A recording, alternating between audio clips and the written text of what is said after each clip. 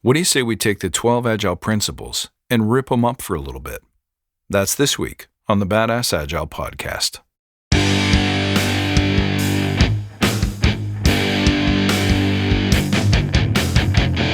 Greetings, team. Welcome to the Badass Agile podcast. I'm your host, Chris Williams.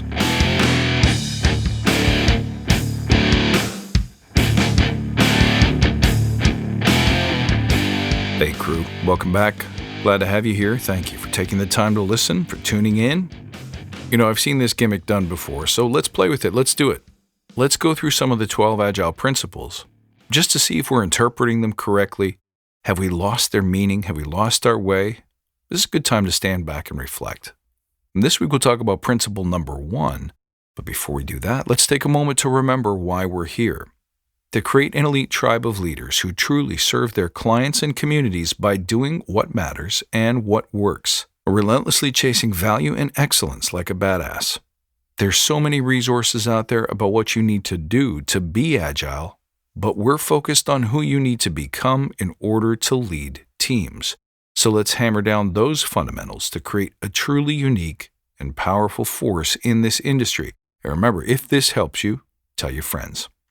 All right, so when I say agile principles, one of the things that happens is people automatically flock back to the manifesto. The 4 statements in the manifesto are not the principles, but rather a summation of the principles in a way that's easy to understand, particularly in a way that emphasizes our priorities in terms of the values that we hold dear.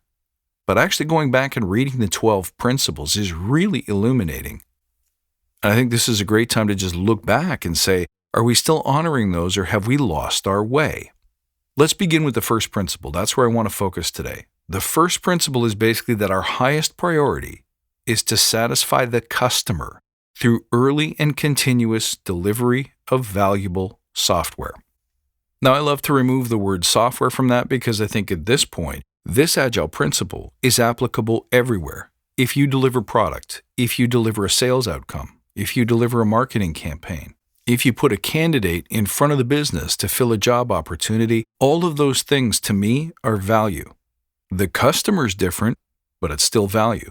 But really the most important part of this sentence is the front part, that number 1, our highest priority, which means above all other things, we place the highest value on satisfying the customer, so making them happy, which to me means giving them what they want, or at least giving them more of what they want and less of what they don't.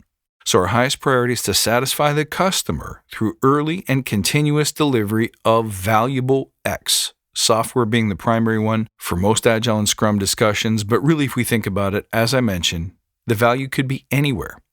Now, there's a lot of disagreement on who the customer is and who the customer isn't. To my mind, it's anyone who's paying you to receive value. It could be stakeholders. It could be the end customer, the actual person buying your company's products or services. But it also could be the people of the company. Outcomes are outcomes, and different outcomes have different buyers, different recipients. Okay, so we get it. The key points are, number 1, highest priority. Number 2, delivering or making the customer happy through, number 3, early and continuous delivery of value. So let me ask you, do we do this? I think we don't, which is why I think principle number 1 is possibly one of the biggest problems we encounter with agility, because the key word here is priority, which means value delivery comes first. But when you watch teams at work, I think you'll agree that what you see is that their priorities are elsewhere. The priorities tend to hover around metrics, delivering on those metrics, safety, certainty, planning, budgeting, speed, or something other than the end customer. See, to me, highest priority means that you can, of course, commit time and energy to all the other stuff. I'm not saying that you shouldn't focus on metrics, you shouldn't focus on budgets. I understand that for a company to run, you have to be in charge of those things. So yeah, you got to commit time and energy to some of that stuff, but they're not supposed to take as much time and energy as customer value. So ask yourself this question.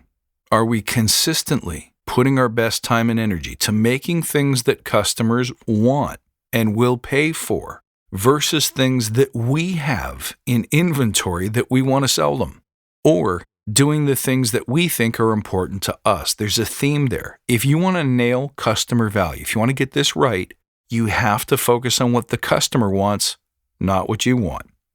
When we spend time on metrics, when we spend time on certainty, permission, approval, consensus, those are the things that we need to make us feel better. But they're not what your customer is asking you to deliver. And remember, customer could be the paying customer at the end of the chain. It could be your people. It could be your stakeholders. But someone somewhere is counting on you to deliver the value that they want. If we just shift our thinking, I think we could master principle number 1. A customer is someone who exchanges value. That is to say, they give you money or some other token of value for something that they want, something that solves a problem for them, something that alleviates a pressure, saves them time, saves them money, saves them worry, saves them learning. And I think that's the question we have to get good at asking ourselves every week. Am I inside the customer's head? Do I know what they really want and value? If I don't know, did I ask them? If I haven't asked them, when should I ask them? And the answer is always right now. Find out what they value most. If they value many things, get them to prioritize those things so you can focus on the one of highest value. Sometimes we do things where the values will seem to be in conflict. If I build you this, it'll save you a bunch of time, but it won't be as cheap as you might want it to be. Your customer will let you know which one's more important. Is the cost savings more important or the time savings more important?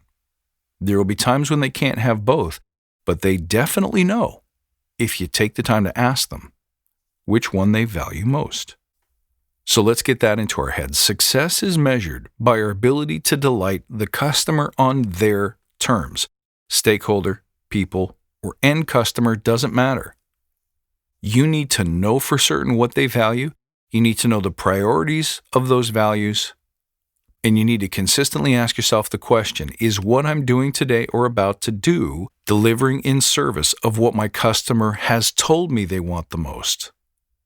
Now, the other part that's interesting about this first principle is early and continuous delivery of valuable software or valuable things.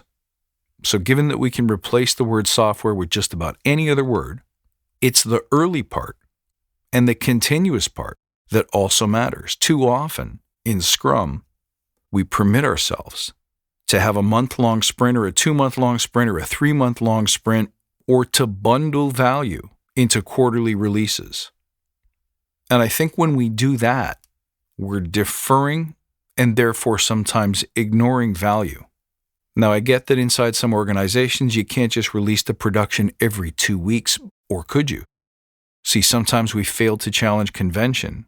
We fail to work on the problem of how stiff and complex are our systems and mechanisms that we can't get things out the door on a frequent cadence.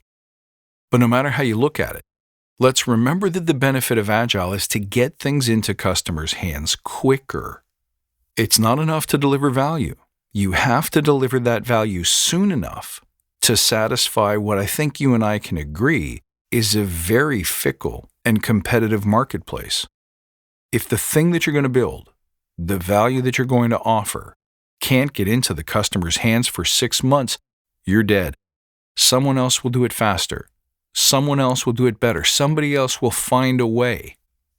And here's something so important that I need you guys to remember.